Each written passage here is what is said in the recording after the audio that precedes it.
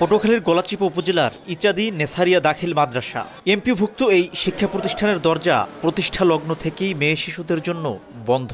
এই বিধিনিষেধ শিক্ষায় তৈরি করেছে বৈষম্যের এক অদৃশ্য দেয়াল।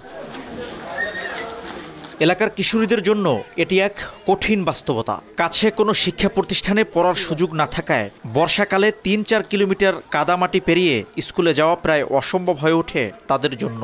এতে অষ্টম শ্রেণীর পরেই থেমে যায় অনেকের শিক্ষা জীবন। কেউ কেউ অকালেই জড়িয়ে পড়ে বাল্যবিবাহের মতো ঝুঁকিতে। আমাদের মাদ্রাসায় কোনো মেয়ে শিক্ষার্থীরা পড়ে না, পরে যে হাওলা মাদ্রাসায় মেয়েরা অন্য দূরে যাইয়া লেখাপড়া করতে পারে না। এ কারণে আমাদের দেশে বাল্যবিবাহের প্রভাব অনেক বৃদ্ধি পেয়েছে। সরকারের প্রতি আকুল আবেদন, মহিলা শিক্ষিকা যখন এখানে নিয়োগ হয়েছে আসছে, এখন আমাদের মেয়েরাও যখন এখানে পড়তে পারে। শুধু শিক্ষার্থীরাই নয়, বৈষম্যের শিকার হচ্ছেন নারী শিক্ষিকাও।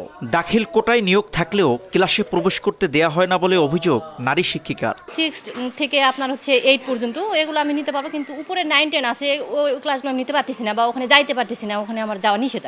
এ ঘটনায় ক্ষোভ প্রকাশ করেছেন নারী উন্নয়ন কর্মীরা। তাদের দাবি 81 বছরের পুরনো এই শিক্ষা প্রতিষ্ঠানে মেয়েদের নিষিদ্ধ রাখা বৈষম্যমূলক ও অমানবিক সিদ্ধান্ত। এখন বাংলাদেশে যদি এই নারীরা অবহেলিত হয়, এই মেয়ে শিশুরা ওইখানে ভর্তি হইতে না পারে, তাইলে এই বাংলাদেশ থাকার থেকে না থাকা ভালো।